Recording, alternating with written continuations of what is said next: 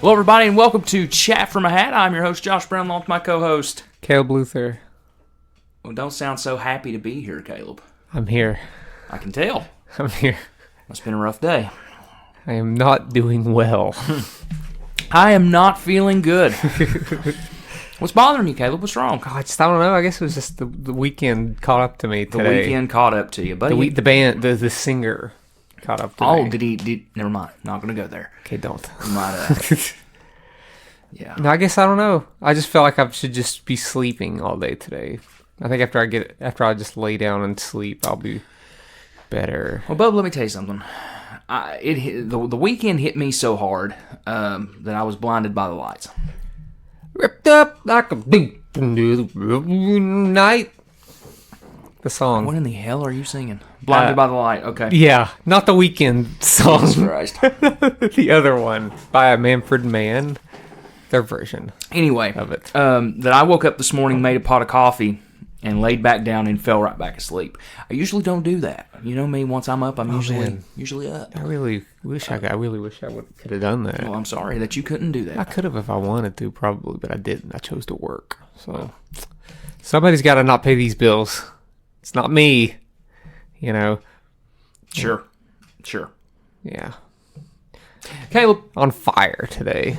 Yeah, we are. You can tell that we're still dragging. Fire. Still dragging a little bit from this weekend. And speaking of this weekend, Caleb, we took 3 days, and we went to Cincinnati, Ohio, for Kings Island. Yeah. So we're going to start. This is the episode. We're going to start with this. Yeah, we're starting with it because this is our catch up, and it's also integrating into our what the episode is about, which is our favorite vacations. This is considered a vacation. I consider it a vacation. Totally. Honestly, it's 3 days. It was the first time that I had been to a theme park in, like I said, probably 20, 25 years. Mostly because whenever people went to vacations and things, we're going to preface it with the episode being that this episode is about our favorite vacations. We talked about that. Yeah. Right. But 99% of the time when people would go on vacations, I was left to take care of animals. 99% of the time. So mine probably won't be as exciting as yours. Mine's not that exciting either. But kind of repetitive, if anything. Well, mine are mostly from the last 4 or 5 years. Yeah. But we took Friday, Saturday, and Sunday. We're filming today recording today on a Monday. And Caleb, kick us off on Friday. What did we do? We left a little early. I took the day off. We did leave early. I took a personal day. You guys, I guess, sort of work, but yeah, we were working a little, working. Yeah, right. But not like a normal full different work day. So we traveled. I think check-in was like at 3 or something like that. Check-in at 3. Yeah, on a very nice. What was our hotel? We stayed at the Hyatt Place, Sharonville, which I had previously stayed at a Hyatt Place in Pittsburgh. Mm-hmm. It was very, very nice. And this one was Sharonville, right up there just as much. So would we consider Sharonville as like a suburb of Cincinnati? It's a suburb of Cincinnati. I mean, it's like super nice. It's like 20 minutes away from the actual like city, but you know, it's close. It was close enough to Kings Island that it felt comfortable to be there. We were about 18 to 20 minutes away from there. So we got in there, you know. And then we had planned. We'd actually already bought tickets to go to the AMC Theater in Westchester. Was the name Kentucky. Of the place. No, Ohio. Okay, Westchester. Yeah. Okay. We never stepped into Kentucky. Okay. Yeah, we never stepped into Kentucky. Okay. So we were at the Westchester AMC. Well, we were really hoping because they have an IMAX theater. Yeah. And we were like, okay, well, the new Exorcist movie is coming out. We'll probably go watch that. Mm-hmm. But the reviews were just very, very bad. The reviews were like 24 and 25. We didn't want to drop 20-some bucks on a movie that is that poorly reviewed. Yeah. You know, just for IMAX. It seems like a movie that doesn't even need to be in IMAX. Yeah. So we decided to watch the Talking Heads concert film, Stop Making Sense. Which I'd never seen it. I've seen it. I know you've seen it multiple times. I've never seen it. I never saw it restored to that caliber, and it looked great, sounded great. Oh yeah, it looked incredible. Yeah, looked so. I'm not like a massive like Talking Heads fan, but even watching that, I was like, this is like an amazingly filmed, directed, obviously well performed. Yep. Don't know how much was done in post. Doesn't even matter. It's a concert film. If you want to do some stuff in post, do it. Yeah. But we gotta back up. We gotta back up. I was going to talk about the egregious amount of trailers that played before the movie. Well, I was going to back up even before that. Okay, we'll back up. We got there. Back up. Okay. Anyway, so we got there early enough to where we went to. We had a few hours to kill. We had about 3 hours to kill before the movie. So we decided to go do some shopping. And yeah, I don't even remember what we did. What did we do? We went to Target. Okay, we went to the Target there, which was kind of. Yeah, it wasn't great. It wasn't a great Target, but we did find something that we both wanted. We made some clothing purchases while we were there. We did, didn't we? I bought a let's call it you bought a cardigan sweater that you wore to Kings Island. Very old man-ish, probably the oldest manish lookish. I wouldn't say it's old manish. I don't think it is. Okay, I'll disagree with you because later I saw proof that it definitely was, and I'll talk about it later. Okay. So we got that. We got those, and I believe we went to was it Barnes and Noble? We went to Barnes. No. We went to Barnes and Noble after we went to Ruby Tuesday. I've never been to Ruby Tuesday, Red Robin. I'm sorry. Oh yeah, Red Robin. I've never been to. I know a lot of people probably got like kind of criticized for going to a Red Robin, but it was near. Mm-hmm. And I was like, well, I've never been to one. We've never been to a Red Robin. I've never been to one. And you know what? Maybe it was just us being absolutely starving during the day, or maybe it was just because it was there. But you know, man, it was pretty good. The service was nice. Everybody was nice in there. You got a fish sandwich. I got a fish sandwich. Sweet potato fries. But yeah, the most thing I remember was the sweet potato fries because they had free. Endless or bottomless sides is what they called it. I was going to say it. Free refills of fries. Free refills. Because whenever the guy asked me, do you want some more fries? I was like, oh, yeah. Yeah, I want some more fries. Like, it's going to cost me more money. And then he walked away and Caleb was like, God, are those free? Is those free? The sweet potato fries were great, though. Yeah, they were. I don't even like sweet potatoes, like, at all. Yeah. Those were really good. I would have ate those if they would have So we fully endorse Red Robin. Yum. Yeah. Yum. Then we went over to Barnes & Noble, which was, your typical run-of-the-mill Barnes & Noble. It was a little bigger. It's a little bigger, yeah. But it's books. It's books, and the only fault that I have with this Barnes & Noble in Westchester, Ohio, so if you're listening, Barnes & Noble in Westchester, Ohio, fix your records. Yeah. Fix your records. Yeah, they need to... They were stuffed so full. They need placed in... There will need to be a section on the front and in the back for the records, because... You couldn't even look through some of them because they were so jam-packed in there. I was trying to find the new Mitski record. They didn't have it. Yeah. So I decided, well, any other record I find is not going to be a record that I want, so I'm not going to waste the money on another record. Yeah. So, but I did find a tea. I usually cinnamon apple tea. I usually get the herbal tea, but I saw that this was a cinnamon apple green tea. Mm-hmm. I was like, I have to have this. And man, I smelled that stuff.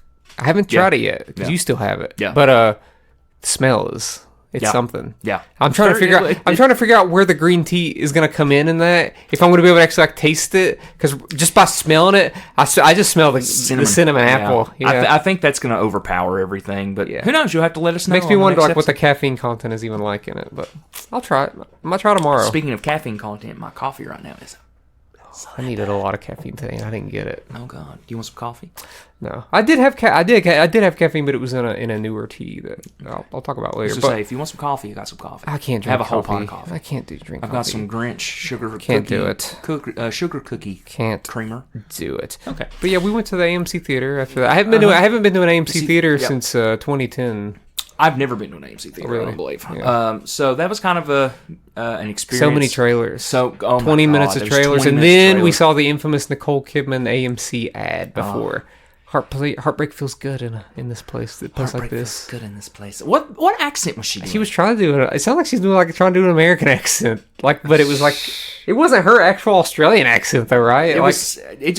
It felt forced. Like I don't know what she was trying to do. That ad is become infamous for how silly it is. Mm-hmm.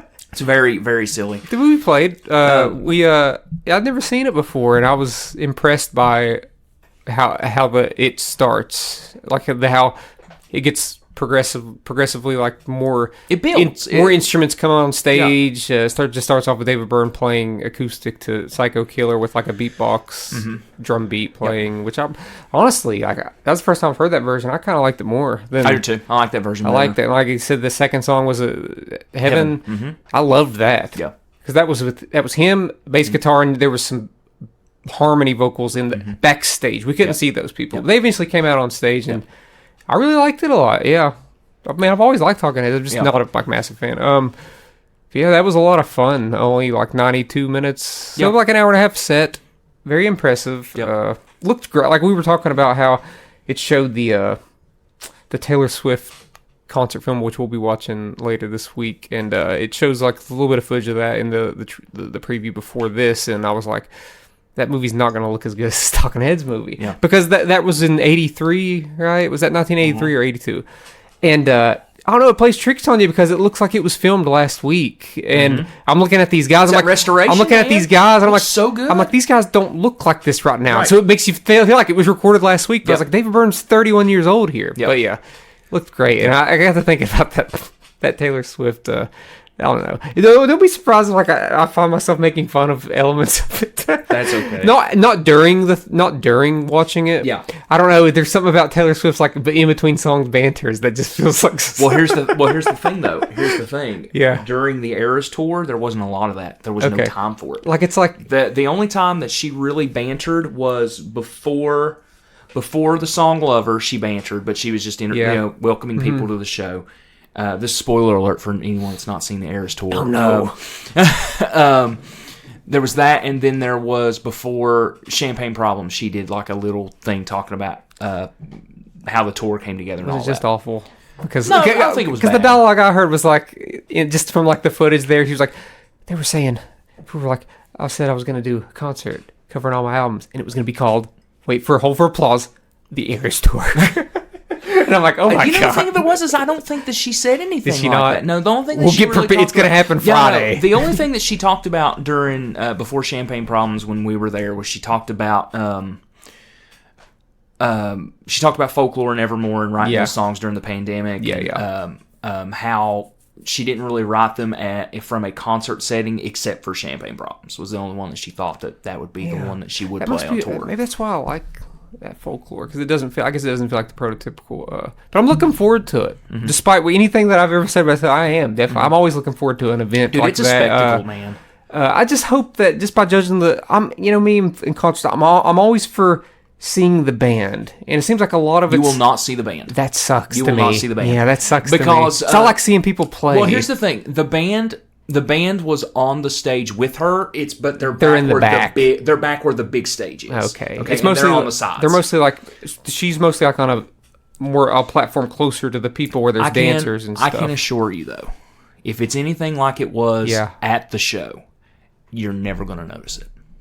Okay. Because there is so much going on in the stadium and so much going on the stage, you're never going to notice. I still like to watch the band. That's why the band does come out and play with her. That's why I loved about the songs, Talking Heads movie. Even though like there were some songs that were hyper focused on David Byrne for strictly visual aspects, I still got to see all those people play, and but yeah, still looking forward to it.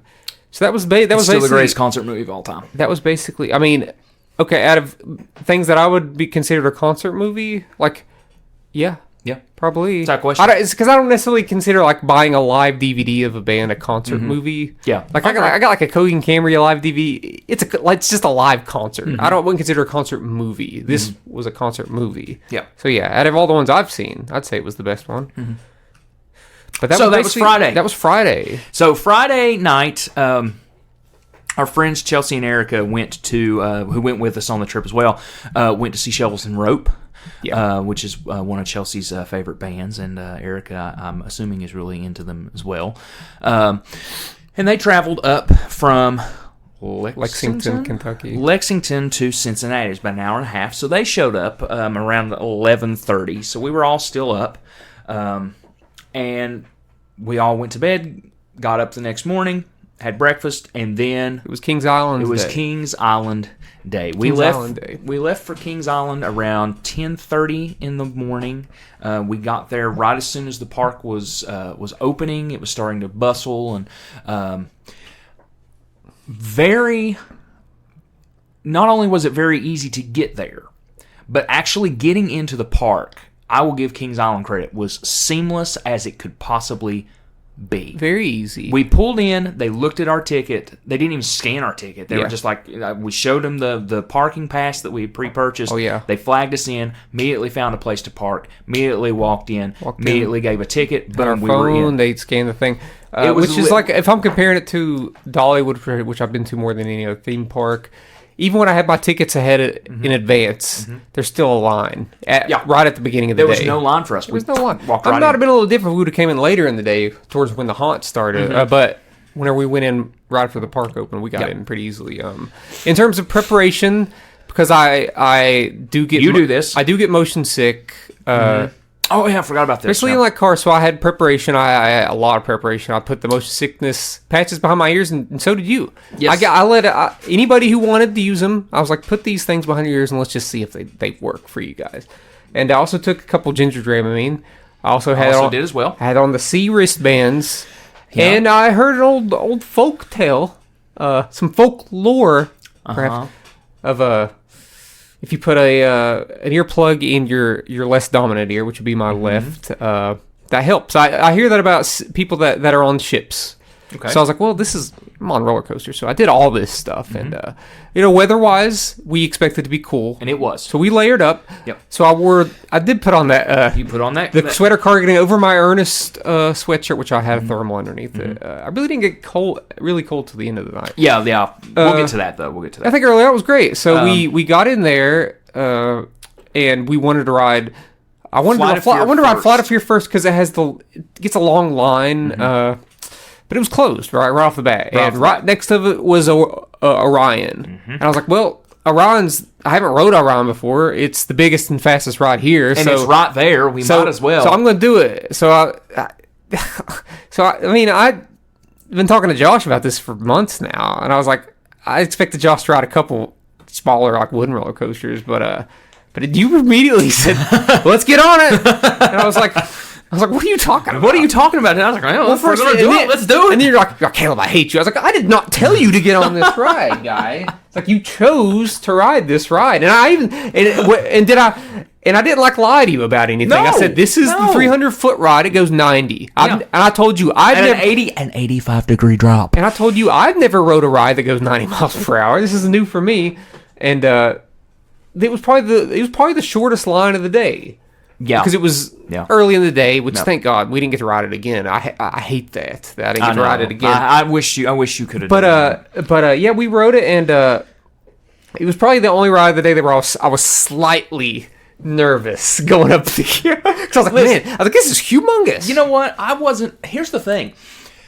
Nerves didn't hit me really until we started the ascent, and when we got on the ascent, I was like, going up, right. Yeah. And sorry, folks, this is going to be explicit. I was just like, oh, fuck, I'm getting ready to go on a 300-foot drop. What the hell am I doing? What did you? Well, too late. In my mind, I was like, what drug did Doss take before going into this? To be like, okay, let's get on it. I wanted that high, man. I wanted that high. I was like, and honestly, like, it was commendable. I was like, wow. Well, thank you. Because if I had never, because as far as I know, the last time you rode a roller coaster was like the Big Dipper in Camden Park when you were a child. Probably. So that's a long gap. Now, I've rode a lot of roller coasters, and I'm like, yeah. But, that first drop was something. And if you've seen the movie Kingpin, that was me. Ishmael. The scene where he, like, is in shock after, like, they have to, like, run away from some guys that are, like robbing him or, like, shooting at him. Yeah. But, we saw the picture afterwards, and I just looked like I was having a ball, but Josh's head was, like, tilted back, and, like, his mouth was wide open. I'll tell you why. This close of passing out. Really? That close to passing out. And it was on the decline. It was as soon as we hit the decline and we started going down, it was when we come out of it and went around that first curve. Okay. So the curve that goes slightly sideways. Yes. Right off. I did semi gray out there, and I think that's the point. It's the G-force. That's where you're going 90. Yeah. And but I did not. Other than that. That is a super smooth ride. That's what I love about these rides that are quote unquote the scariest rides. Mm-hmm. And this was smooth. Yeah. It goes fast. It's huge, but it didn't hurt my head. No. And I didn't feel motion sick after getting off of it. And But I will say, my arms and legs were numb, but that was just from the initial shock of that's the first thing I've done. And the ride didn't have the most airtime out of any ride in the park, but there was one moment of airtime where I got more airtime than any other ride. Yeah. And I was out of my seat for, it had to be 5 seconds. Yeah, 5-6 seconds and I was like, when am I coming back down? Yeah. So that's probably about the closest we're ever going to feel like we're in space. Probably. Is that a little bit of airtime? The worst part of the ride for me, honestly, though, was the fact that I was dumb and put my keys and my phone in my front pockets. I have a divot in my leg, a bruise in my leg from my keys. Where that thing came down on my legs. At least I think the layout of where you sit is at the very least comfortable. It's a comfortable. Yeah, it's a comfortable layout, and it's just super good. It's a short ride. Highly recommend it. Wouldn't do it again, but man, you're a veteran of it now. I really want to do a night ride of it, but because it looked awesome at night. Yeah, it lit up like the way the Ascend was like lit up. But yeah. That was our first ride. It was awesome. Yep. I was like, man, what a great way to start this thing. So then we got on. So we hit the ground running. So then we was like, oh, Flight of Fear is open. And it was just downhill from there. So we went to Flight of Fear. Long queue. Long wait, kind of. Well, it wasn't the longest wait. It wasn't the longest wait. But I think about 30 minutes. I think it's too long of a wait for the ride, for the quality of the ride, I think. I would agree with that. And also the thing of it would be, too, is the fact that the Fast Pass for that ride does not help you. I don't think it does either. It's a mess. It's a mess. But I do think that is one of the couple rides where the actual queue is, I think, is cooler than the ride. Yeah. You go inside there and they have like a UFO and they have like a video that plays. Yeah. It's cool. And I hadn't rode the ride since I was 20. And you know what? The takeoff is good. It gets you. Yeah. It's good. It's a quick look. Like the video of the takeoff, because I watch videos on YouTube. The video doesn't do it justice, I don't think. You actually feel that speed. But I don't think the rest of the ride is good. It's the thing about the steel coasters is that once they get between 20 and 30 years old, they hurt. Yeah. They hurt real bad. But real quick, before we get into the actual coaster part, I got to talk about the dude. I have to talk about the dude that was operating the guy on the mic. Because he was making me laugh, and it was taking some of the tension out of the ride, which was good. Yeah. For anyone that's seen Silence of the Lambs, the part where Buffalo Bill has the girl in the pit, and he's looking down at her, going that. Okay, so there was a girl that was in front of us, and she got in the cart, and when she got in the cart, she immediately started screaming, like screaming, not like screaming like she was scared. She was just screaming, and he goes and then hit the button and just shot him out of the thing. Yeah, folks, this is a 50-mile-an-hour takeoff immediately, like you're getting shot out of a freaking rocket. That ride hurt. It hurt, dude. God bless, it hurt. Yeah, it hurt so bad. It's not even like thrilling, really, because there's no big drops. There's loops, which I don't really like. The rides that have loops, I don't like as much as the rides that don't have loops. Yeah. Like Orion didn't have a loop. Yeah. We rode it together. We should not have rode that ride together. We should have split up. With people smaller than us. The problem was, and the thing of it is too, I think our problem was that we are about the same height, like you said. We're both over 6 foot. Over being 6 foot was too tall to be on the same thing. You headbutted the hell out of my shoulder. It was like the back of my head, but the back of your head. I didn't know what, and I didn't know what it was that I hit. Yeah, it was me until after the ride. That ride hurts, man. I would not ride that ride again. It's not worth it to me. No. I don't know how much more life that ride's got. I know there's some fear.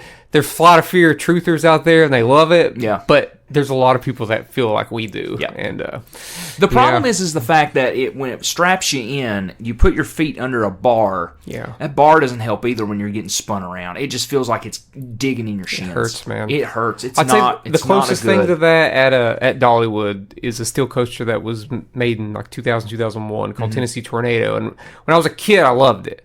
But as an adult, I've been riding it, and I recognize that it hurts. Especially when it stops at the end. I'm like, oh my God, this is murder on your stomach. Yeah. So Flight of Fear, not great. I would not want to ride that one again. But then the third ride of the day. As soon as we left Flight of Fear, we went to Mystic Timbers, which I hear is the best ride there. Yep. I haven't rode. It's one of the newer rides, wooden roller coaster. Nancy got on that. Yeah, I was going to say we haven't talked a lot about Nancy. Nancy got on it, but we're about to. So Caleb talked up this roller coaster to Nancy and said, "Oh, Nancy, it's a wooden roller coaster. It only goes 55 miles an hour." To which I looked at Nancy and I went, "Yeah, it does. It only goes 50 miles an hour, babe. That's not too bad." So, I mean, we waited in line for about an hour, 45 minutes to an hour for that. It may have been right. It may have been my longest. It may have been my longest wait of the day for a ride. It felt like it. So we get in the ride. We're sitting there, we're talking to everybody, we're mapping out the rest of our day pretty much. You all wanted to ride the Diamondback after. Yeah, me and Nancy was going to go explore. At the time, it said Diamondback had a 15-minute waste walk. We'll just hop on that real quick afterwards. We went through Planet Snoopy first while we were walking through to Mystic Timbers. But we'll talk about Snoopy Land later. So then we get on the roller coaster. It is Chelsea and Erica in the front, then Nancy and me, and then you were in the back. I was in between you all. Okay. So, right. So you all, I had a view of your and Nancy's heads. Right. Okay. They were behind me. I was by myself. Sorry. I was by myself. Caleb was by himself, and that's okay. Totally fine with that. That was okay. So this thing takes off, and we get the slowest ascend. What goes? It goes. It kind of stops. It's like the point of it. Yeah. So. Here's the thing about Mystic Timbers is when you are in the queue, you don't see a lot of the coaster. You can't see a lot of the coaster. It's going off in the woods, so you can't really see it. You know? So you see people going up in it, but then you never see the drop. You can't hear it. You can't hear people. You don't know what's going to happen. So you don't know what to expect. So we hit that first turn, and folks, let me tell you something. Nancy, you've listened to this podcast. You know how soft-spoken Nancy is. Not no more. Not no more. Because I have never in my life heard this woman scream as loud as she did on this roller coaster. And full-blown panic attack on the coaster. She did. She legitimately, I would look over at her and she'd be going. And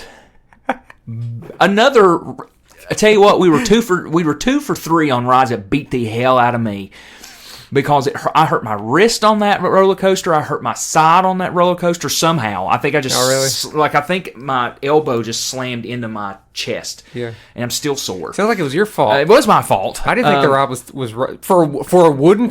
I rode two other wooden coasters that day, and that was definitely the least rough. But yeah, it is the newest. It was no doubt the most adrenaline rush and intense.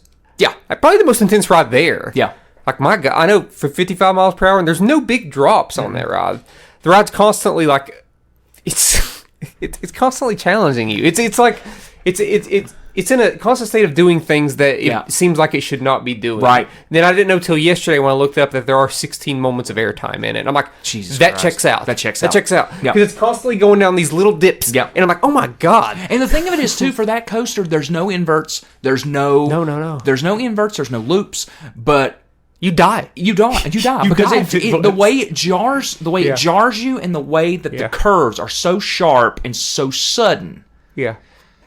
There's only been one other time that I rode a coaster that I had no idea what was going on, and it felt like my soul was leaving my body, but I was still having the greatest time ever. And that was on the Lightning Rod at Dollywood. Also, was kind of a hybrid of wooden and steel. But yeah, every moment of Mystic Timbers, I loved it. I liked Mystic Timbers. And it was quick. I watched the video, the POV of it yesterday, and I'm like, that's the ride that felt like that? Yeah. Because you can't tell by watching the POV, and it's quick. It's quick too. It's done like very quickly, and then the waiting period afterwards does kind of suck. You go inside of a shed and there's not anything left, and it takes about 5 minutes. Yeah. I wish they'd change that, but maybe it's just time to relax after like the intense ride you rode. I think that's partly what it is too. I think it's giving giving your body a moment to for Nancy to come back off of that. I was a little concerned because the ride was over and we were about to go inside the shed, and I was looking at you and Nancy, and I was like, I don't know what Nancy's doing right now. Oh, I couldn't tell if she was crying or if you all were laughing. Then I saw her. Then I saw her look at you, and she was. I don't know if it was a hysterical laugh, but I was like, okay, good. We're good. It was more so me looking over to her and going, "I am proud that you did that," and she just went. I loved it. I really. Yeah. I want to go back there on a day that's not during a haunt, and not during like a Saturday during the summer. Yeah. And I want to ride that ride a lot because I want to be able to take in and figure out like each thing that the ride does because I just couldn't. It was unpredictable. Buy you a fast pass for that. I didn't know what was happening, man. Yeah. It was just like so quick. It was the thing that is too about that coaster is blink and it's over though. That's the thing. It really short. does. It packs so much in so little time, which is just totally like impressive. Right. But yeah. So we left Mystic Timbers, and you all decided that you were going to the Diamondback. Yes, so the Diamondback was right next. 15-minute wait. It was a 15-minute wait. That was a blatant lie. So people that don't know, you can download the Kings Island app, and when you go into the actual park, and it registers that you're in the park, it will give you the wait times of each ride. A rough estimate, let's put it that way, a rough estimate of because some of them were not true. I'd say it's harder to estimate even during like the haunt. I'd say. Yeah. So you all went to the Diamondback. Nancy and I decided that we were going to take a break and go to for the rest of the day. For the rest of the day. Josh was coastered out. I was coastered out. I mean, as far as I'm concerned, you rode the two best rides there. And so, like, good job. Good on you. I looked at it from and you rode one of the worst rides. I looked at it from the perspective of I rode 3 coasters with you. You're lucky you got me on any after Orion. I thought you were gonna. I thought the only ones you were gonna ride was that like Adventure Express or the train. Well, it's a family coaster. Sure. It's like Mystic Timbers light. Yeah. Will you do me a big favor and give me another cup of coffee real quick while we're recording? I would greatly appreciate that. Also, Nancy got a question. Caleb was questioning after we pulled into the shed in Mystic Timbers. He said that you had this look, that you looked over at me with... I could see it was the back of your head, and I was like, oh, I don't know how to react to this. I don't know what she's doing. And then he said that he wasn't sure if it was a moment of hystericals or a moment of calm, cool, collected, or a moment that you were... The moment that you were, it was not calm, cool. I didn't know if it was like oh, that was so much fun laughter, or I'm losing my mind laughter. It was. I'm going to go home and take anxiety medication. Is what it's going to. It was. I need to go meet Snoopy. After yeah, you did. So after you all, you all went to the Diamondback. No, thank you. So you all went to the Diamondback. We did. And we went back into Planet Snoopy. We just went around to look and let you all do your thing. Yeah, we waited in line for about an hour for Diamondback. It said 15 minutes. Was it an hour? I feel like it was. It didn't feel like an hour to us, it was between 40 minutes and an hour. The people in front of us, we actually, me, not big talking, not big on talking to folks, but the guy asked, he was like, have you rode this? And I said, yeah, I rode about 10 years ago. And then we started talking about rides, and luckily, I do my research on a ride, so I feel like I was a good guide for this person that's never been to Kings Island, so that was cool. But yeah, we rode Diamondback. I've rode it a couple times before. Yeah. Love it. Yeah. It's a lot like Orion. It's a little smaller. And a little slower. It's like 80. It's like 82 miles per hour. Yeah. And maybe like 250 feet. But despite it not being as fast, it has more moments of airtime than Orion, which makes them equals to me. While that drop in Orion is just like ungodly. That first drop, Diamondback consistently has more like dips and whatnot. It's sort of like Mystic Timbers, but a lot smoother because it's a newer like steel coaster. Okay. So I love that ride. Yeah, those 3 rides, Orion, Diamondback, and Mystic Timbers are. I would say it's nearly like a three-way tie. Those are like 3 of the greatest coasters I've ever rode. Well, while you all were in line waiting, Nancy and I decided to, like I said, go check out Planet Snoopy. And we walked around Planet Snoopy, and Nancy's whole goal of the day was she wanted a picture with Snoopy. That was her goal of the day. So we started to walk around Planet Snoopy. We couldn't find Snoopy. Don't know where he was. Where is he? Where is Snoopy? Come on. Show your face, coward. We passed Snoopy's house, took a picture of it. I believe that was before you all got on the Diamondback. Yeah. So I looked at Nancy and I went, I know it's only like 12 o'clock in the day, but we need ice cream. And so we found the ice cream stand, and First off, it was not 12 o'clock. it was like 2 o'clock. It was like, yeah. I was like, we haven't eaten yet, but I need ice cream. So I felt like I needed a treat after I got on 3 freaking roller coasters that about killed me.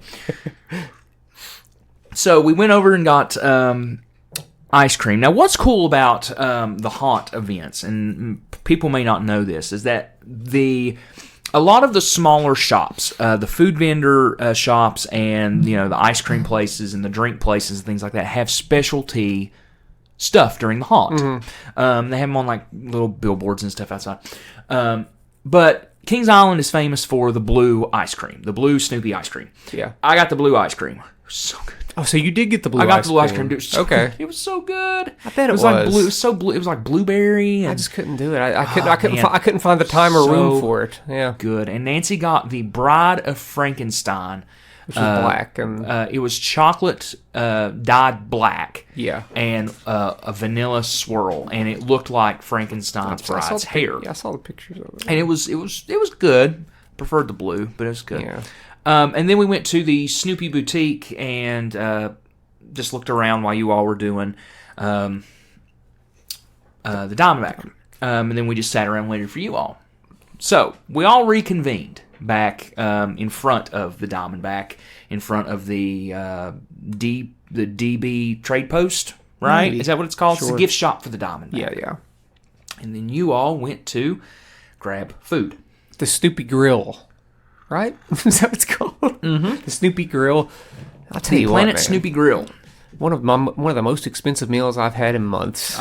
Yeah. For a basic chicken tender basket with chicken tenders, tots, got a drink, and I got a cookie because it said Fruity Pebble cookie, and it was not a Fruity Pebble not a cookie. Fruity Pebble cookie. It was like a confetti cookie, and it was hard. It sucked. Yeah. It was like $27. My God. Chicken tenders were really good, though. And I needed that. I needed some fuel. I probably ate a little bit too much at that point in the day. But I was like, it'll be a little bit while before we get on a ride anyways with these lines. So. Well, and not only that, you need some fuel. You need some fuel after those 4 rides. As much as I say that, I felt the worst. You were on an adrenaline. I felt the worst that I'd felt all day a little bit after I ate. Really? I'd say there was a 30 minute to an hour span where I was like, I am concerned right now. Am I going to be able to ride another ride? Well, after that, what did we do? What did Nancy and I do? What did you all do? I went with you. We went on a search for Snoopy. Oh, that's right. Where did Chelsea and Erica go? They vanished somewhere. We had to eventually meet them somewhere, and then we went and rode the bat after that. They went to the Snoopy Boutique. That's where they went. We had to find them. They went to the Snoopy Boutique, which was the shop. Oh, I backpedaled just a little bit. While you all were in line to get the food, I went back to the boutique and bought a Snoopy plush for Nancy. So there was that. So we are in... little snotty-nosed kid. You know what I'm talking about. Okay. The kid. Sure. The trick-or-treat kid.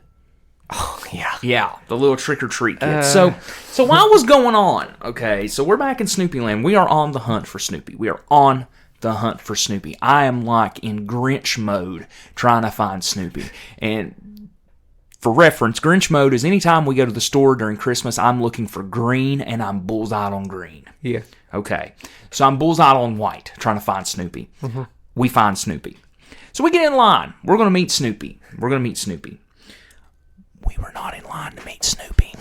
We were in the trick-or-treat line. So during Haunt, trick-or-treat also happens, and they have 10 little stations for kids to go and get candy. And that's cool. A little places in Planet Snoopy for kids to go and get candy. There's like little corn mazes and stuff they have to go through, and they get to walk through pumpkins and, stuff like that. This little snot-nosed kid come up and was like, "Are you in line for trick-or-treat or in line for the show?" I was like, "I don't know. We're in line to meet Snoopy." You're in the trick-or-treat line. I was like, "What's it to you?" I was like, kid? Yeah, I wanted to look at her and be like, "Okay, I'm getting candy then. Screw off, kid," But luckily, the lady behind us was like, the Snoopy line's over there. You all are in the trick or treat. There's really like no line to see Snoopy. There's really. no line to see Snoopy. He was just waiting. He was in the show, and he was just waiting to. Yeah. He was taking pictures of people before he goes inside the show. And it was the Snoopy with like the hat on, the aviator. Aviator, Snoopy. yeah.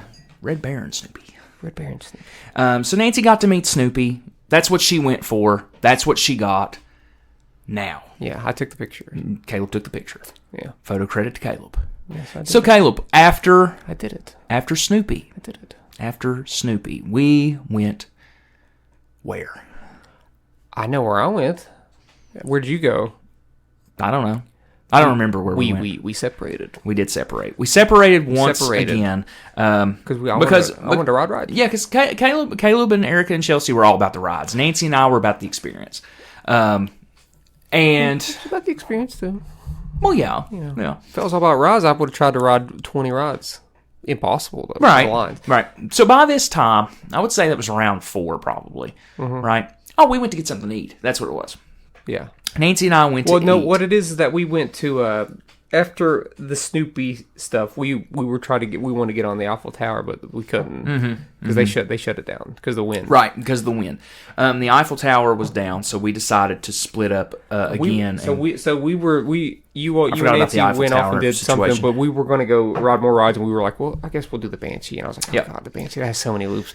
So we got to the Banshee, and it was closed temporarily, I guess, but people were still in line. I guess they were just testing around, but they weren't letting more people on. So we're like, let's go to the Bat, and rode the Bat. The Bat is old. It's from the early '80s. It was called Top Gun there for a while. I was at peak worstness of the day for me. Okay. I did feel a little motion sick, didn't feel great. And I did not feel great on the Bat, and I was like, this is my least favorite ride here. And I don't know if it's because of me or if it's because of the ride. Maybe a combination of both, but I was like, I did not like this ride. Then we talked about Banshee's back open, let's go ride Banshee. I was like, I looked at it and I was like, guys, I don't think I can. And I felt so bad about that. I felt so bad because Banshee is probably, by all accounts, maybe like 4th or 5th best ride there. But I looked at it and I was like, even looking, I was like, oh God, I'm about to black out just looking at it. I was like, I can't do it.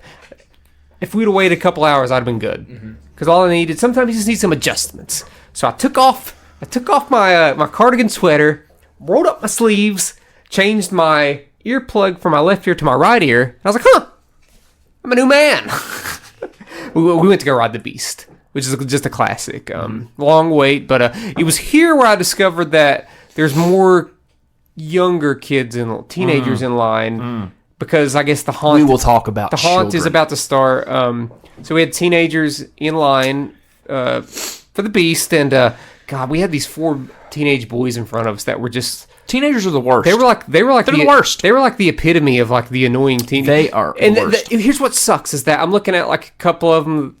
It's hard to tell like what age range they are because whenever you're that age, some kids mature quicker. So they had one big kid that was bigger than me, and then a kid that was like incredibly small. I was like, how old are these kids? Yeah. And I'm like, I can't do anything about this because these kids are at an age where this kid could beat me up probably. I don't know if he knows how to. Just use his weight on me because he was a lot bigger than me. Yeah. But they were just like punching each other in line. Yeah, it's just stab. And here's the thing. It's not like teenagers People are any. don't know how to it's not like teenagers are any different now than they were when I was a kid. Because this is the thing that teenagers did when I was a kid. The punching thing. And it never made sense to me. I was like, why are you punching me? It's like, you were bruising my arm, guy. It's like, quit. And they punched each other. I don't know who they were trying to impress. I think they were like these 2 like teenage girls in front of them that did not know them. I think maybe they were trying to impress them to a point where the bigger teenage kid at one point went off to the side and started doing push-ups on the ground. He started doing push-ups. He got to about 4 or 5. Ooh. He could, and even the 4 or 5 push-ups looked bad. And I was like, I don't know what the hell these kids are doing. Well, they were just super annoying. I was like, the whole time I was thinking, God, thank God Josh is not. Josh would be so annoyed. Oh, no. I have a child story too. I know. So while you all were in line for the Bat, right? Anyway, So this was what we were doing during the split. Nancy and I went to Coney Barbecue. I had a pulled pork sandwich with a charred ear of corn and a hush puppy.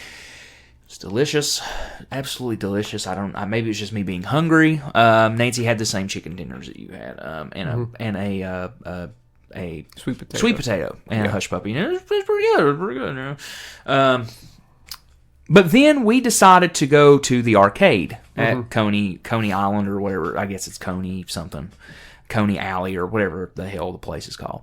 Went in there, wasted a bunch of money, didn't win a thing other than a small, jiggly, inflatable balloon animal, which I guess is pretty cool. And then we decided to go to the bathroom. Yeah. Now here's where my child story comes in. I put the fear of God into some kids. So, standing in the bathroom, and I'm standing there washing my hands, and these children are trying to film their friend in the bathroom. They are trying to videotape or record their friend through the little space in the stall door. Which, by the way, why is there a space in the stall door? That's so annoying. That's so weird and so creepy. Yeah, sometimes it's too big, too. Yeah. It's a big gap sometimes. And they were trying to film above it, trying to film under it. One of them went in the other stall to try and film under it. And I'm just sitting here washing my hands, and watching these kids do this. And I'm just staring a hole through them while they're doing it the whole time. And I went, and they were just sitting there, and I just blurted out. And it was one of those moments where I was annoyed and it just came out. Yeah. I just went, it's illegal to film people in bathrooms, don't you? And they just went, huh? I said, it's illegal to film people in bathrooms. Doesn't matter how old you are, you'll go to jail for it. And there was a guy standing next to me that was also washing his hands. Don't know who this dude was, but he was in on it. He was in on it. Yeah. So I'm kind of like hunched over doing this and doing it. And I kind of just sit there and I start like rubbing my hands, washing my hands some more. And he just pops his head backwards and goes like behind me. He's like, yeah, they'll put you in jail for a long time for that. I don't know who he was. Put the fear of God in these kids. They ran outside. Yeah. Just immediately bolted and ran outside. So that felt good. So Josh, that felt good. If you want to come to the Halloween haunt, the real haunt is from Josh Brown inside the bathroom. Doing my Ishmael impressions up on Orion, and then telling your kids to fuck off in the bathroom. Yeah.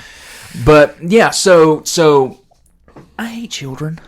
Did I ever tell you that? Yeah, I guess whenever I hate children that don't know how to act in a public setting. When you get a group of teenagers together that are being like definitely not supervised by adults. Oh yeah, like they can. It's a daycare. Oh, they can wreak some havoc. Oh, it's a daycare, dude. Yeah, we noticed it later. Too. We noticed a little bit whenever we were in line for like the haunt we were going through later. But yeah, I noticed every line I was in from 6 p.m. on was cramped and full of teenagers that were annoying. Yeah. Because the Beast was like that, which the Beast is still a classic. Loved riding that one. It just shakes so much. Yeah. We could not have rode that ride together, me and you. We would have surely died. And we almost died on Flight of Fear. What are you talking about? I almost gave you a brain aneurysm. Flight of Fear is worse because maybe it's hard to brace yourself for what exactly is coming next. You can see, but it's still dark in there. Whereas the Beast, everything. Unless you ride a night ride, which the night ride for the Beast had like a 2-hour wait time, which I really wanted to be able to do, but I was like, there's no time. There's no time to do this. Yeah. So the Beast was, I thought for a while, the Beast was going to be my last ride of the day, I believe. Luckily, I got to ride the Racer night ride, which was cool. But we wanted to do a haunt. They had the Alien Abyss haunt, which is new. Well, we got to back up a little bit because me and Nancy went to a haunt before you guys did.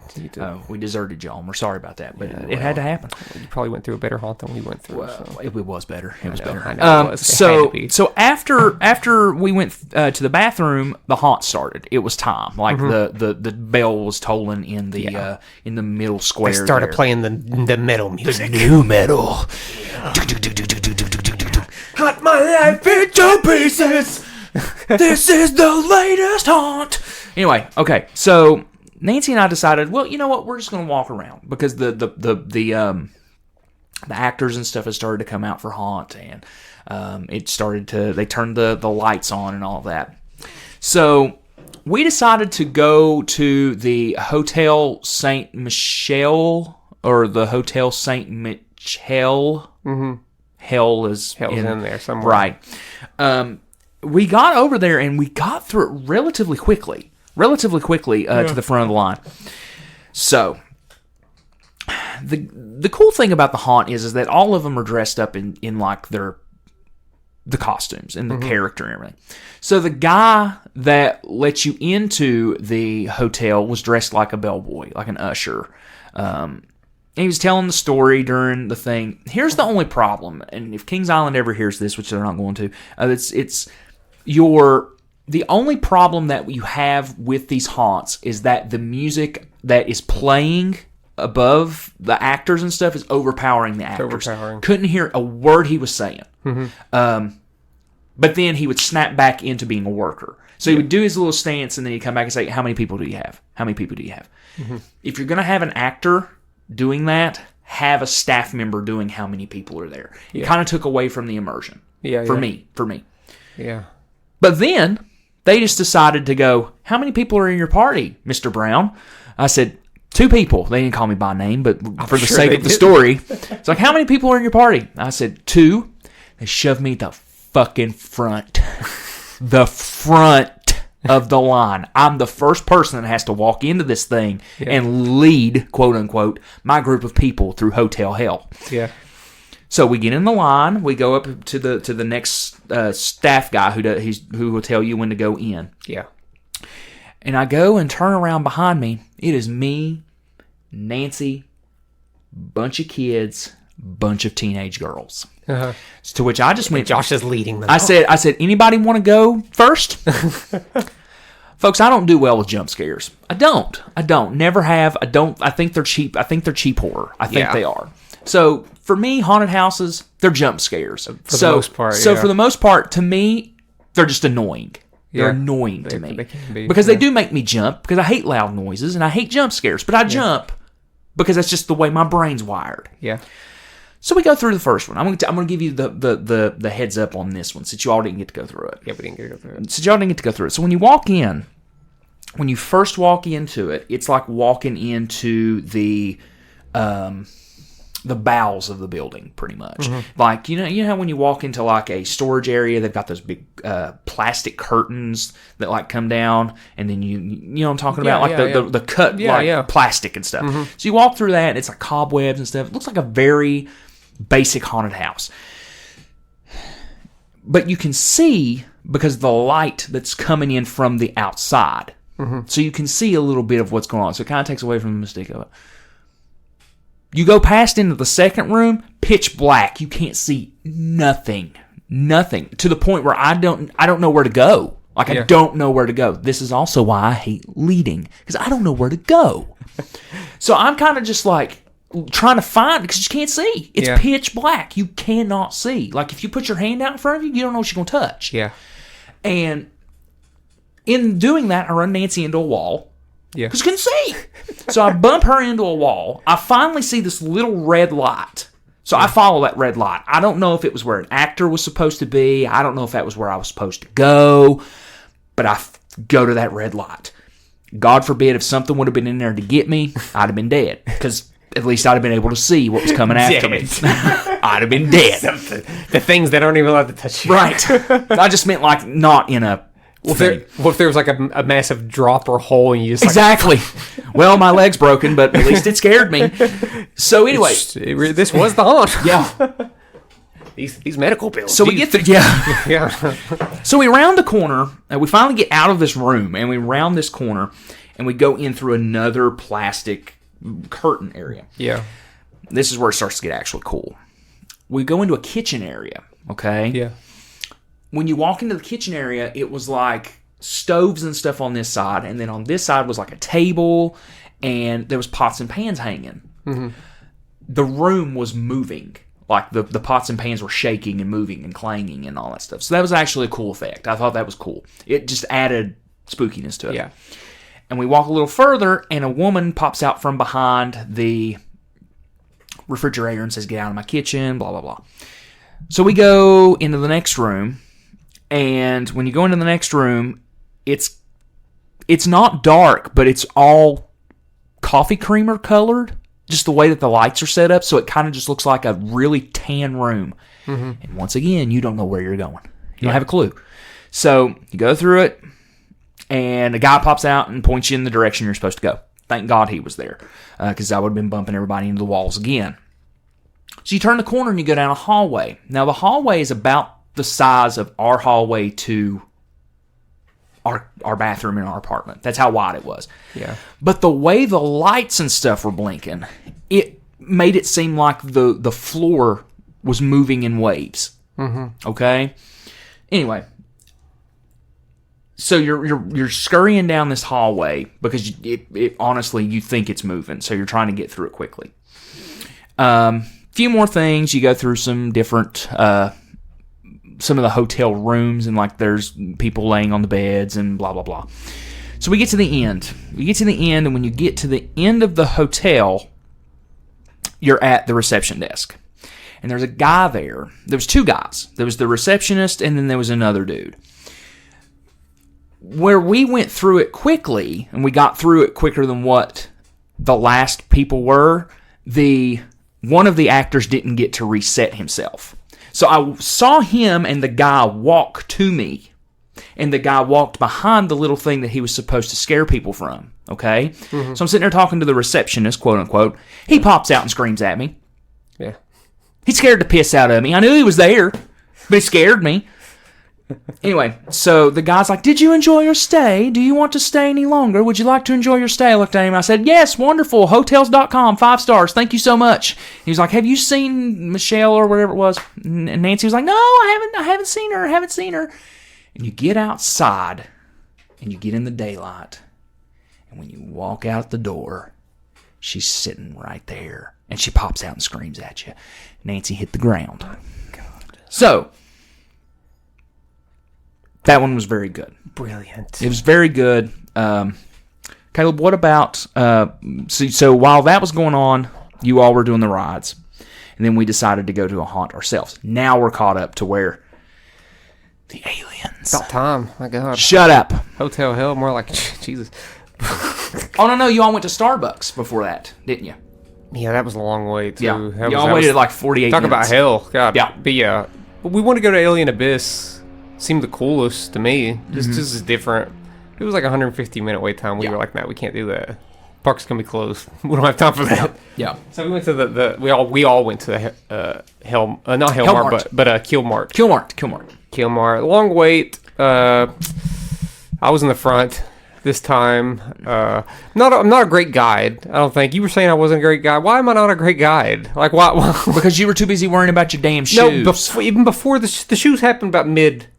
Because you were worrying. I don't know. I just really wanted to see what your reaction would be. I thought I was kind of a bad. Well, here's the thing. I had earplugs in both my ears, so any loud reaction wasn't going to affect me that much. I didn't have very like obvious reactions to anything that was happening to me. Like there was maybe like one thing where I was like, oh. So I have a hard time warning people that something's coming. Yeah. I try to make eye contact with people that I see behind things. I'm like, I see you. The scare's not going to work. I just like to point. I like to point stuff out. You were like peeking around corners. I'm observant. I'm like, okay, I see this person's here. They're not going to scare me. There was a couple of animatronic things that were kind of freaky. But, they were cool. I know, so there was like blood on the floor. Yeah, the animatronic, the first animatronic in there was. It just kind of kept coming. Yeah, it just kept coming. And I couldn't tell if it was all animatronic, if there was like somebody in there also. Yeah. I was like, ew, that was kind of freaky. Yeah. But yeah, I noticed that there was like blood on the floor or something, and I was like, "Is this wet? But that's okay. Is this wet? Is this gonna get on my Vans?" Is what I was thinking. So that was the haunt. Christ. That was the true scare. So I was like, "Am I gonna get out of here and there's gonna be red paint all over There's gonna be fake blood all over my shoes." Yeah, and there wasn't. There wasn't. Thank God. Because if so, I would have sued that place to Timbuktu. I would have sued them. So we got through Killmart. It was maybe slightly above what you'd get in like a Southern West Virginia. Honestly, it wasn't great. I didn't think so. Yeah, I mean it was fine. I do think the hotel one was better of the two that we got to go to. Here's what me and Nancy were talking about, and we brought it up to you all. You know, haunt is supposed to be a nighttime thing. Mm-hmm. Right? The majority of these haunted houses take place indoors. Yeah. Why not run them all day? Yeah. Why can't you run them all day? Or at least start them earlier in the day to where your wait times aren't as long. So that you can get in So you can several get of them. in, so you can get in several of them. Because it was a flaw because with the way that it was set up, it was like you could do 2, maybe 3 tops, maybe. By 9 p.m., you might be able to get 2 things in. Yeah. Well, it was about 9 p.m. That's what we got in, was 2. Yeah, so I got in Kilmart and I got in a night ride on the racer, and that was it. Didn't have time for anything else. Orion had like an hour and a half wait time or something, 2-hour wait time. Mm-hmm. So, yeah. But while you all did go ride the racer, Nancy and I went to the Eiffel Tower opened back up. Oh, yeah. But we got to talk about the front, though, real quick. The front area of, like, the fountain and that stuff. That was really cool. Like, I thought it was all cool. Yeah. Like, the whole thing was cool. I'm not there necessarily for the haunts. Like, I'm there for, like, the environment and what it looks like. There was some cool stuff. Yeah. Like, especially, I really like that animatronic troll underneath the bridge. I thought that was a hoot. Loved that. It was huge. Yeah. And just random things you can take pictures with. We got some good pictures of some freaky things that were just there. There skeletons were props. and the props. And, it was cool. You know, the people walking around that are trying to scare people is cool too, but none of them are actually scary. No. It's mostly clowns. Unless you got like a huge fear of clowns. I don't think you're going to be scared. The only thing that scared, the only like actor person that scared me on the thing was I didn't see him coming and he slid in front of me and I almost tripped over him. So... And I almost knocked an actress down, and I felt kind of bad about it because she was roaming, and I was just like in a beeline to get somewhere, and I come with an eyelash and just elbow and knocking her over, not meaning to. That's what she gets. And I was just like, excuse me. And Nancy goes, why did you just say excuse me to the spooky actress? I went, because I almost knocked her over. I don't care if she's an actress or not. I'm gonna knock her. If I knock her over, I'm gonna say sorry. You did the right thing. I know I did. But yeah, we took a lot of pictures, went to the Eiffel Tower. Folks, let me tell you something. It was about 50, would you say it's about 50 degrees? 50 degrees? Man, whenever I rode racer, it was about 46 degrees. It's about 45, 46 degrees at that time. It started to get cold then. That was the first time I noticed that it was starting to get cold. Yeah. So we get down. I'm like, ooh, it's chilly. It's chilly. Pretty chilly. Went up in the Eiffel Tower. The Eiffel Tower is 300 feet in the air. It's taller than Orion, but by about 4 or 5 feet. Yeah. So it's 300 feet in the air. Holy God, dude, it was cold. Oh my God. Like as soon as we stepped off of it, we were like, nope. I looked at Nancy, I went, get your pictures. Hurry up and get your pictures. And immediately got back in line to go back down. Yeah. It was so cold, dude. You needed like a winter coat up there. It was so cold. Yeah.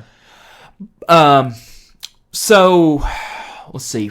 Took pictures in front of the haunt sign. Got some cool stuff.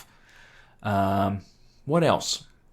Is there anything else you rode? You rode the racer. How was the racer? It was a fun ride. You know, waited longer than I would like to wait for the racer, but it was fun. I mean, it was cold and it was unique because I've never been on a ride when it's that cold before. Definitely, it was like 10:30 at night. Yeah, it was cool. I liked it a lot. It didn't hurt. So the park closed at 12. We left at 11. Yeah, because the bell was tolling after when we left. Got some merch. We did. We got some merch. Hoodie I'm wearing it right now, and I got a Mystic Timber shirt. Yeah. What about more? There's some cool beast. There was some I like cool all the stuff in beast shirts. Yeah. So Nancy and I bought a lot of Snoopy related merch. Well, not a lot. Like I said, I got that Snoopy plush. I got a Joe Cool tote because Joe Cool is the coolest character in Snoopy. Yeah. And oh my God, what was the other thing? Oh, we got a Snoopy. Snoopy's house as a picture frame with him and Charlie Brown to put our picture of Snoopy in that you took. So that was it. When we left out, the trip was actually, or the trip out was just as simple as getting in as it was getting out. It wasn't bad. It was a good decision for us to leave a little early. Yeah, because we immediately we didn't sit in traffic. Like the hardest part was finding the vehicle. Yeah. That was only because we were in the wrong road. Yeah. But getting out was easy. Getting back to the hotel was easy. Pulled back into the hotel. We went to bed. That was Saturday. Yeah, it's always good because this was. I know I've been there before, but it was really a first for me because I've never been to the haunt or anything. I know you guys have never been there at all. And it's good to go to something like this and have a great experience. This is why this is included in this because this was one of my favorite vacations. I loved it. But it's good it's a learning experience to realize what not to do next time. Mm-hmm. What not to do next time is, you know what, maybe not go to the haunt. There's gonna be that many people. It's like, if we want to get in a maximum amount of rides and pay less money, Kings Island on a normal day it's like $40, $45. Yeah. And if you get Fast Pass, $90, something like that. So maybe September, like, and it won't even be Kings Island next time. It'll be something. It'll be Cedar Point, maybe even like Dolly. Here's the thing: you and Nancy would like Dollywood more than these other places. I love Dollywood, but you all would like Dollywood more than Cedar Point and Kings Island. So whichever place it is, maybe a late spring, early September. So that maybe you won't have to fight people, and maybe not go on a Saturday, Friday maybe, because I don't know, people just once you get so many people in there, it's like, oh man, there's long lines for everything. The thing of it is that it's you. Like I said, you all went for. You went for the rides and things like that, and to experience all that stuff. Yeah. For me and Nancy, it was more so along the lines of going and walking around and enjoying the atmosphere and that sort of stuff. Yeah. Would I do it again? Sure, I'd go again. I would go again. Maybe I would. To be honest with you, I'd like to go in the wintertime with the Winterfest thing that they do, because that sounds fun. I would not, because they don't have rides open. So. Well, that's what I'm saying. Just to go and see all of that. You guys go ahead. Well, that's what I'm saying. That would be right something. ahead. That would be something. No, but seriously, you guys would love, because Dollywood, despite this Kings Island being like souped up to look different than it usually does, Dollywood is still the best looking theme park I've been to. It's just, and I can't even imagine what it looks like during the fall. It's like, geez. Because I think they start setting up fall stuff in September, or maybe even late August. It's just so beautiful, and there's just so many shows, so many, like, literally, like my 84-year-old grandma, not ride a ride, have an absolute blast at Dollywood. So So what? So putting you on the spot, your overall Kings Island experience, 1 to 10, what would you give it? Oh, a 9. Okay. A 9. Because I'm used to riding more than 7 rides. Yeah. But I somewhat gotta expect that, given what it is. If it was a regular Kings Island day, I probably would have rode about 14, 15 rides. But yeah, it was one of the best experiences I've had at a theme park. Because the rides were so sick. So, yeah. Okay. Yeah. You enjoyed it a lot? Yeah, too? I'd give it an 8.5. Yeah. I'd give it an 8.5, and the only reason why I'd give it an 8.5 and not a 9 is because of the freaking people, dude. Oh yeah, that God. sucked. Taken away from the one, it's not even about only getting 7 rides.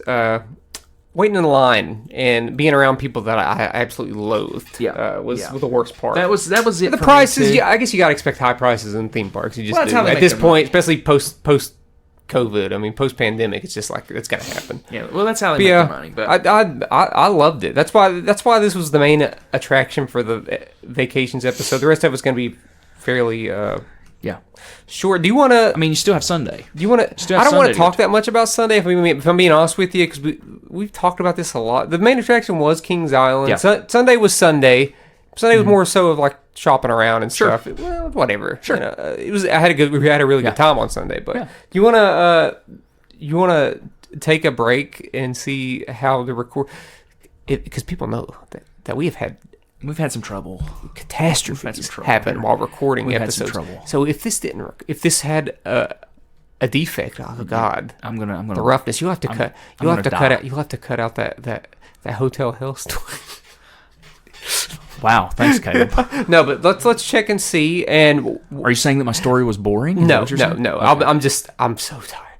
But I'm so tired. Are we still going? Yeah. Okay. Well, after we check back, this will be a good segue into my next thing, actually. Okay. Okay.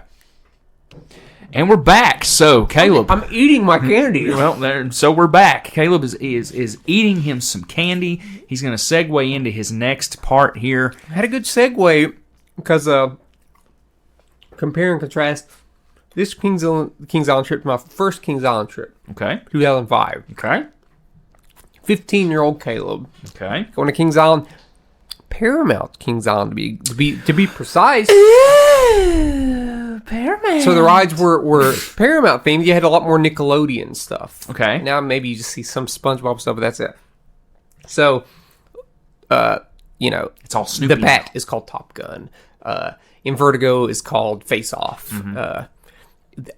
Flight of Fear is called Flight of Fear. but there's different stuff, and yeah, first time riding some rides outside of Dollywood, and so they had this dark ride. If you don't know what a dark ride is, it's a ride that's inside, not necessarily a roller coaster, just a seated ride, and there's stuff happening in front of you, and maybe your seats are doing something. Okay. They had the Tomb Raider ride.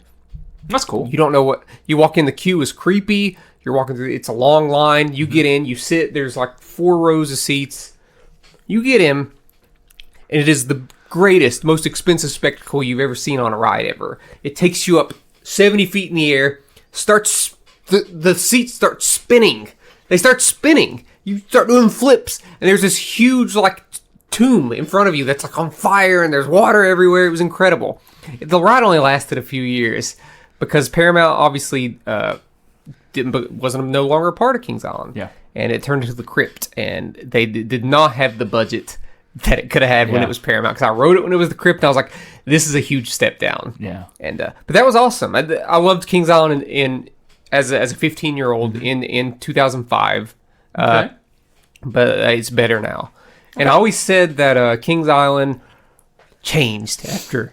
Like, obviously, it changed after it was Paramount. I was like, it's not as good. Yeah. That's just a lie. Like, it's better now. Like, it just is. The rides are You're better. saying The rides are better. Yeah. They got Orion and Diamondback now. It's better, okay? I mean, I don't know. I never went when it was. Well, the main attraction then was mostly the Beast and Son of the Beast. So Son of the Beast was like the Beast, but it had a loop, and it was wooden. And I got to ride that one time, and it was rough. Holy cow! They had to remove that because people was breaking their ribs and stuff. On Oh, it, Jesus so. Christ. Yeah, it didn't last long. So, Yeah. but I got to ride it. Yeah. So- No broken ribs, though, right? No. So that was on a trip with like my church youth group. We usually do Dollywood, but we decided to do Kings Island. And I remember we went to like an outlet mall or something, and it was when I brought my first Fall Out Boy album. That's when Caleb bought his first pair of shoes. No, and the love of shoes was born. not into the sneakers then, but I did buy From Under the Cork Tree by Fall Out Boy. Okay. Just on a whim. I was Okay. like, I've heard Sugar We're Going Down. I'll buy it. Became obsessed. My God, the obsession of that album. Them and like Avenged Sevenfold were like the big things at the time. We were with a friend of ours his name's Matt, and he bought like City of Evil by Avenged Sevenfold. This was the era of buying CDs, compact discs, folks. Yeah. And had a good time. So Kings Island's better now, but you know, I've been a couple other times in my late teens, early 20s, and those were good times, but I think it's just better now. Even during a haunt just filled with awful teenagers. Yeah. So that's one of my vacations. Okay. That was a vacation of mine. Do you want me to do another vacation, Sure, or do you want to go? Go ahead. Okay.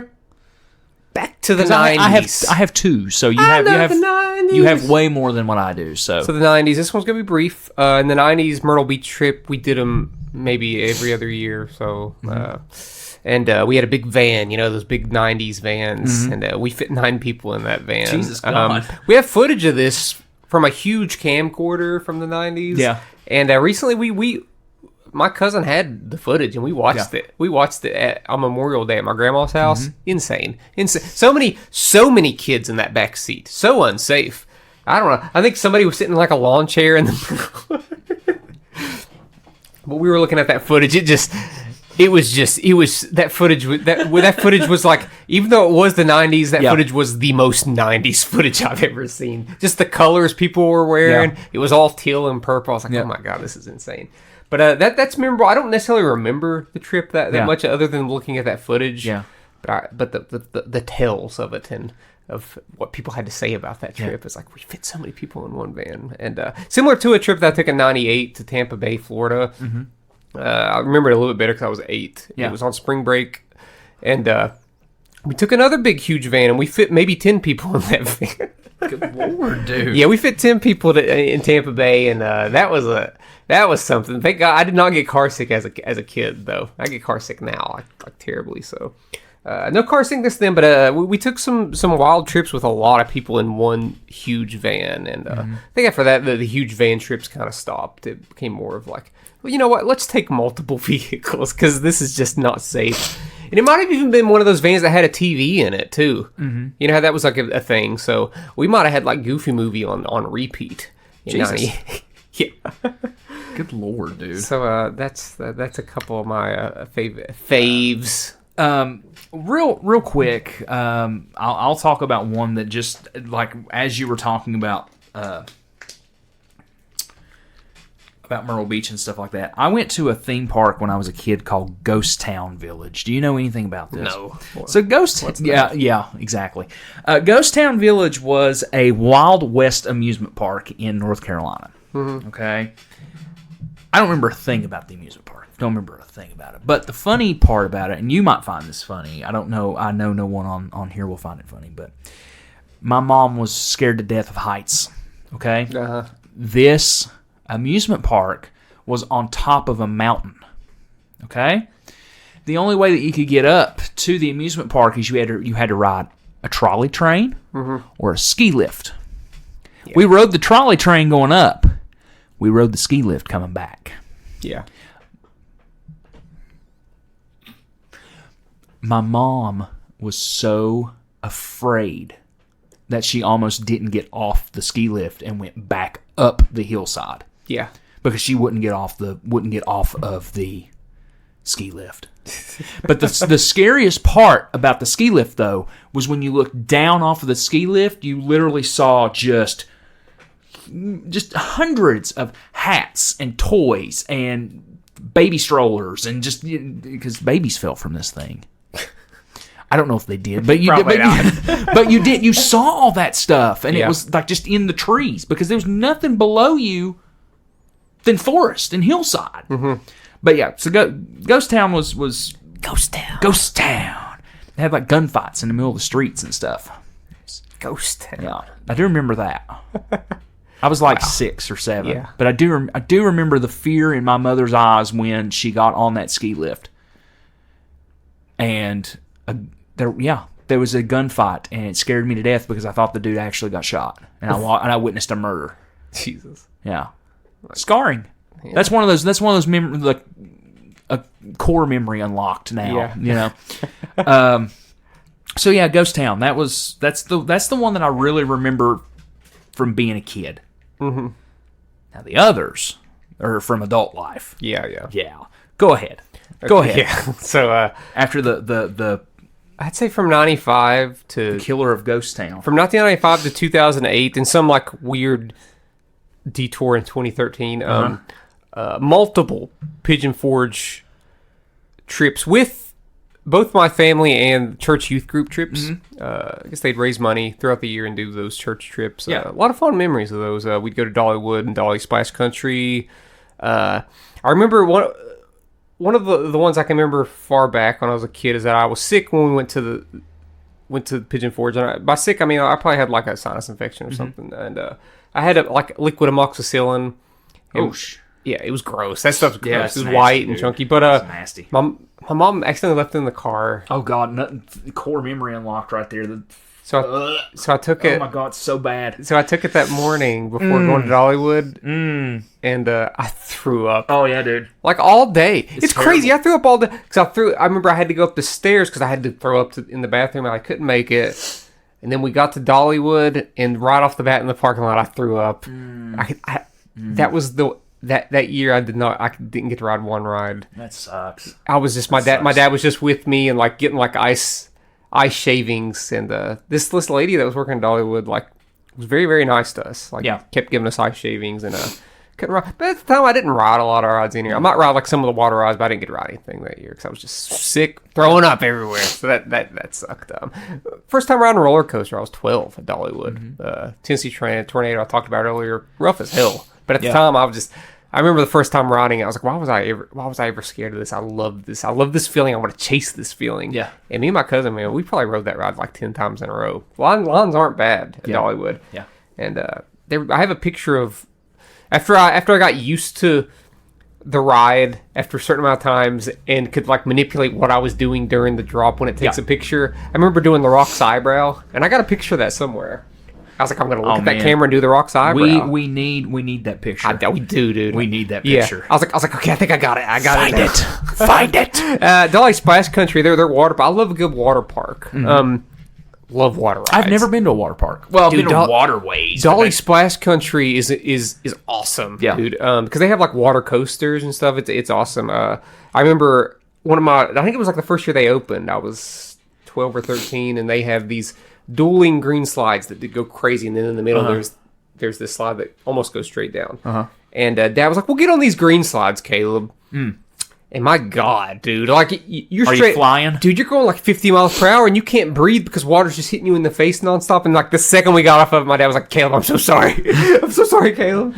It's like you after Orion with me. I'm so sorry, dude. But we went in like I said, in 2013 we went, and it was one of the only times I remember my grandpa going. And he went to Dollywood. And my grandpa at the time was 74, and he riding these roller coasters? Dude, he wouldn't ride like the big, like the tall, smooth ones. Yeah. But he got on Thunderhead, which is like a rough wooden roller coaster. I was like, dude, what are you doing? It's like this might kill you. I'm living but he rode it. He was so brave. And then we went to the water park, and he was riding the water coasters too. And that's just a fond memory of me. Yeah. Like getting to ride those with my grandpa in his mid-70s. I was like, wow, like that's cool. I never thought that was going to happen. That's cool. So Dollywood's always been great. Yeah. I hadn't been in a long time. Whenever I started working more consistently, I was like, vacation. But then 2019, we went to Pigeon Forge the first time I'd been in 6 years. It was after months of depression and anxiety, and I just left my job. And realizing how much bigger and better Dollywood had gotten from the last times, and comparing it to whenever I was a kid, it felt emotional. Yeah. It felt like wow, like I'm doing something that I want to do and having fun at it, and not just like being like a slave to this job from day to day. And of course, and realizing that Dollywood has really come along. And it was good. The 2019 visit to Dollywood was great. I got to ride their really fast wooden coaster, Lightning Rod, which is still the fastest wooden roller coaster in America. And that, similar to Mystic Timbers, like I was saying, you're like in a daze. Yeah. When riding that, you're like, I don't know what just happened. My soul left my body. So cool. That's about cool. That's about all of my Dollywood and Pigeon Forge stuff. I enjoy going there. Yeah, we all know that so the people from Southern West Virginia, that's their go-to spot. But my family likes to go there, and I always have a good time there. Yeah, there are about 5 too many Trump stores in both Pigeon Forge and Myrtle Beach. Like I think they know their audience a little bit too well, but I still like it. For the most part, it's nice. So. Yeah. I only got one more vacation to talk about. So you go. I have 2. So 2019, Nancy and I went on our first vacation together. And you can call it vacation. It was a 3-day trip, but we had fun. We went to Covington, Kentucky, to see American Idiot, the play. By I guess they would be considered a local theater group. I don't know much about them, but they did a fantastic job. Like it was so good. And the day so we did that, and then the day after we went to the Cincinnati Zoo. Yeah. And you might find humor in this. We thought it was funny. So we go to the giraffe exhibit in Cincinnati Zoo. Yeah. Okay. Because Covington's like right on the outside of Cincinnati. It's on the other side, the state line anyway. So we went to the giraffe thing, and there was little baby giraffes running around and all that stuff. Little baby giraffes, And so we go there. We come back, and we see a sign on the side of the walkway, and it's of a giraffe. Yeah. And it says, "Happy birthday, Kyle." Okay? Yeah. I look at Nancy and I went, "Oh, it must be one of the giraffe's birthdays." I was dead serious.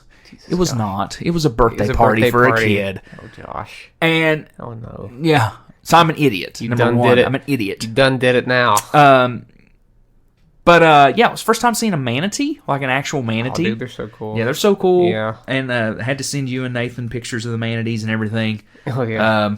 and just laughing and saying that was going to be our next album art was that statue. You remember the statue? The manatee statue? Yeah. Where they were kind of like jumping over. It was 3 of them jumping over each other. I said, that's our next album art. Dude, yeah, I remember that. But yeah, so saw Fiona, the hippo. How old was she at the time? I don't think she had the baby yet. No, Fiona was the baby. What are you talking about? Fiona was the hippo. Yeah, Fiona was the baby. Okay, so she doesn't have a brother yet. Now she has a younger brother. Yeah, she doesn't have a brother. Okay, yet. yeah. Because Fiona was, I remember when Fiona was a baby. Yeah, that was like a big thing. She wasn't very, like, she was big, but she wasn't like size of her mother big. Yeah. But yeah, saw her. That was pretty cool. Yeah, pretty cool. Pretty cool. Cool. Manatees. And then, the next trip to talk about for me would be DC in 2021. So Nancy and I had this big trip planned for 2020, and then the world decided to end, of course. But we had tickets to see Roger Waters. We had tickets to see Hamilton, the play, in DC, and we just decided to make a 2 or 3 day trek out of it. Yeah. Well, that got pushed, of course, because of COVID to 2021, right? 2021? Yes. No. Or 2022. 2022. So it got pushed to 2021. COVID was still terrible, so it got pushed to 2022. And the more stuff got pushed, the bigger this vacation began. So it started out as 2 days, then it became 3 days, and it became 4 days. Then we were gone a daggone week. Yeah.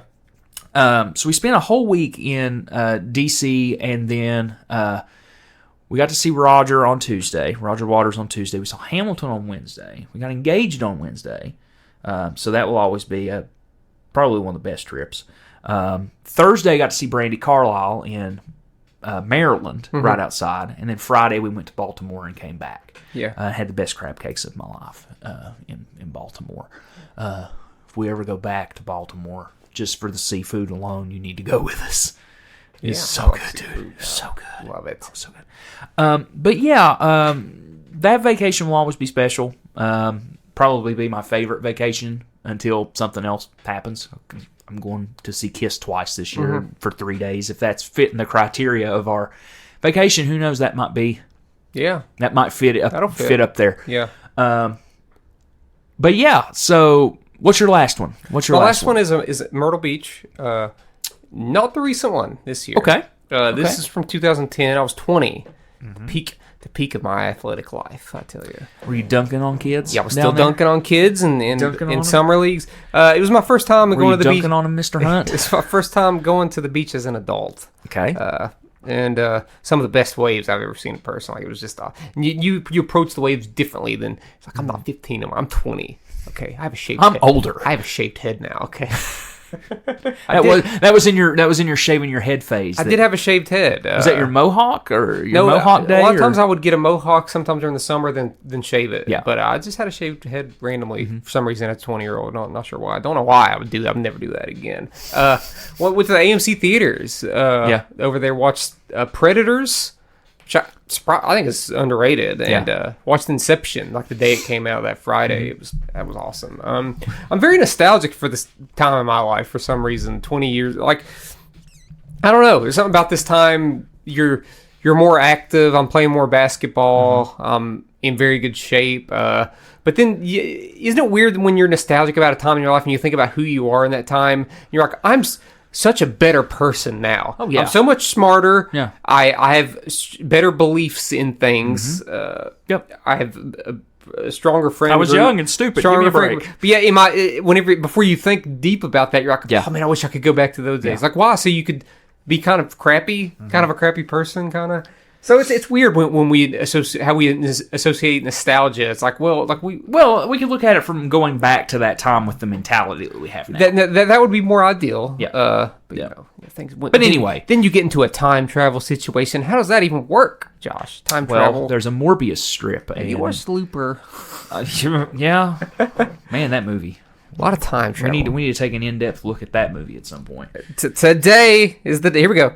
Looper. Directed by Rian Johnson. Starring Bruce Willis. Star Wars fans' favorite director. And Joseph Gordon-Levitt. Yes. And others. and others. Emily Blunt's in there. Emily somewhere. Blunt. Yes, she is. Yeah, that's it. Yeah, enjoyed that Myrtle Beach trip with my family.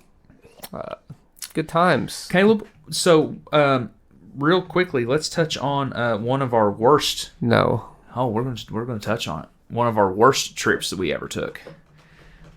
Toledo, Ohio.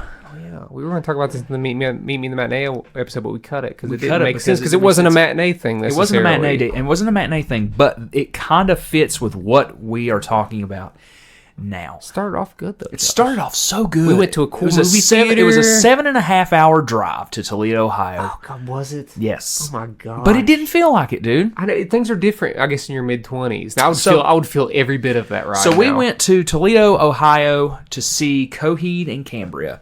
Yes. We did. Yeah. Okay, yeah. so we went to see them in a abandoned airplane hangar. That's what that thing was. that calls It itself looked a like music venue. That calls itself a music venue. I don't even remember what it was called. It doesn't matter. I've been to a couple venues like that. Yeah. Yeah. So we get there, and it starts to rain. Uh-huh. It started to rain the night before when we went to the movie theater, if you remember. Which is great. We watched Love and Mercy. We watched Love and Mercy. Great theater. Loved it. We had a lot of fun. It was just maybe us and two more people in the theater. It was us Maybe. three and two more people. Yeah. Anyway, so it was great. We had a good time. And then it rained. And it rained. And it rained. And it rained. We go to the concert the next day. We get there. It's still raining.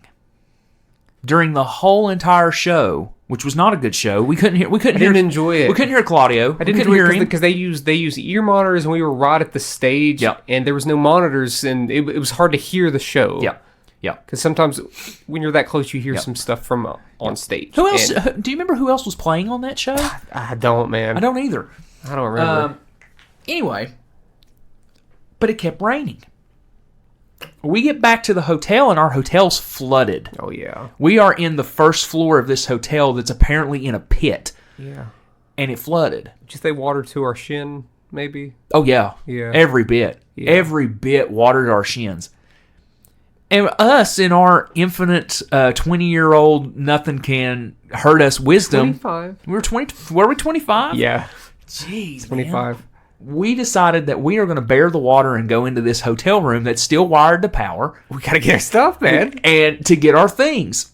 We could have got electrocuted, dude. We could have 100%. died. 100%. We could have died. Hey, man, you know. And okay, so we go because my laptop and stuff was in there. I had to have my laptop. Yeah. I don't know why I took my laptop. Yeah, I don't know either. I think I was working on something. Leave that in the Jeep. Anyway, so we went. I don't know what happened. Like we got in there and got everything that we needed, got our stuff, got out of there, and you left your charger. Charger. You left your phone charger or your iPod charger or something Maybe. like that. I don't remember what it was. Yeah. Do you remember? I do remember this. This was awful, yeah. So Nathan always got a kick out of it. Caleb was like, "Oh no, I left my charger," and I was so irritated and so mad that I just screamed at Caleb in the back seat, "It's replaceable!" But I went and got it, though, didn't I? No! I didn't? No! Okay. For some reason, I was thinking that I did. You for some did, reason. dude, because we were like already down the road. Oh, okay. So while we were getting the stuff in the room, Yeah. while we were getting the stuff, Nathan was going into the office to get our money back. So we're driving back toward home. Yeah. And I said, okay, around the 3 or 4 hour mark, we'll just find a place to sleep. Like, we'll just find a hotel somewhere. So we stopped at one hotel. It was full. Completely full. Do you remember that? Yeah. Because Nathan walked in and was like, "Hey, y'all got a room there?" No. It's like, okay, we'll go to the next place. So we drove down a little bit, and we pulled into a rinkety-dinkety gas station. Yeah. And I don't even remember what the dude said. I do. What did he say? I do. Well, we went there and we were getting gas, and you went in and was buying 5 Hour Energy. That's Yeah, what it was. and because we just decided we'll make the drive. Yeah, home. and we will drive home. You said, it's like, "Hey, buddy, how's it going?" He's like, "It'd be better if I get some work done around here." Oh yeah. Well, he said, "Oh yeah," because he said it would be better if I could get some work down here and people quit coming in. I just went, huh? Well, And by that, it pissed you off so I bad. was so pissed off. It was so I hilarious. was pissed off by the whole situation. I was just done. We drove all the way back. The whole 7.5 hours. You didn't even need the 5 hours. Didn't need 5 hour energy. Fueled you. Fueled us all the way back. He was seeping through your veins. I dropped you off at home. We pulled into the driveway of Nathan's house, and his mom opened the door and said, "Well, what are you all doing back here?" I said, "I will tell you about it when I wake up." And walked upstairs, and I crashed out for like 7 hours from that whole entire ordeal. Yeah. It was terrible. That was awful. Oh my God, dude. Gosh, There was that nothing sucked. there was nothing redeeming about that trip other than The movie theater. the movie theater. Yeah. We drove 7.5 hours to watch Love and Mercy, and that was the Luckily, only thing that was good. we watched Coheed again, Cody and Camry later in the year, and it was a lot better. Was it later in the year? I thought it was like a year after. Are you sure? It was that fall we watched. At Bogart's with Cursive and Thank You Scientist. That was you, great. me, Nathan, and Kevin. That was great. Yeah, That was when that was an actual venue. That was when music venue. Nathan. It was when Nathan and Kevin haggled the lady at the VIP table to So we could get up on the so we could get up on the balcony and get those posters and stuff. And we sat down the whole show. Watched the whole show. It was great. Man, that was a good show. That's whenever I decided I like to sit down while watching Yeah, these I like to things. sit down and watch them. I don't want to get into fights. Yeah, I don't want to get like kicked in the back of the head and shit. That's stupid. That's stupid. Act right when you go to shows, folks. Act I right. know. We're circling back around to people acting up. Yeah. The teenagers and then people acting up at shows. Shows. Get it What is together, wrong with folks. you? What's wrong with you? Be more like me. Be boring. Yeah, start a full-blown riot if you're going to do it. Yeah. Yeah. Yeah, Rocco. Yeah. That's it. So, Caleb, anything else? No. All right. Caleb, where can people find us? By typing in Is that chat. Shake? Typing in Our chat for my hat. Lego man. Typing in chat for my hat on Facebook, Instagram, Twitter, TikTok, and you can email us at chatformahatcast@gmail.com. Whose pick is it? Is it mine? I want to do it. Why do you get to do it? I think it's my pick. Ooh. Or not. Nope. Is it not? Nope. You can pick it. No, that was a good topic, but if you want to pick it, go ahead. You know what? Go ahead. Screw off. Go ahead. It's a good topic. You could have picked it if you wanted to. Nope. Nope. Well, No, sir. I'll I don't get to pick. I don't get to pick. be the judge. I don't get to pick. I'll be the judge. I'll be the judge. Let's see here. You better hurry up and pick. I'm trying. Time's a ticking away. Digging away. The moments that make up a dull day. Hey, we'll pick something, honey. I'm trying Just to, pick Josh. something. Trying to. Gosh, give me. You know what? Give me a break. I have had a long No. weekend. Like I said, I'm very tired. No. Okay. What is it? 'Tis the season. Is what they say. Okay. What is we it? have next week? We're doing another tier list. Oh, God. What are we tearing? We're tiering snake. Snake? My bad. What's a snake cast? What the hell? Snack cake tier list. Man, that's rough to say. Snack cake tier list. Snack cake tier list. Try to say that 4 times fast. Snack cake tier list. Snack cake tier list. Snack cake tier list. Snack cake tier list. Can't do it. No, I'm not gonna. No. So snack cake tier list is what wewe're doing next week. Where can people find us? I've You already did said that. Okay. Well, folks, what, Nancy? I came in here because I heard the screaming. Because Caleb, he's aggravating. I'm never going back on vacation with him again. That's not true. I can't lie about that. We had fun. It was a good time. Good time, great country. Kicks 96. Yeah. Yeah. Well, folks, that's the show. We'll talk to you next week about snack cake tier list. It's tough, man. It's very tough. Snack cake tier list. We will be doing that next week. Thank you for listening to Chat from a Hat.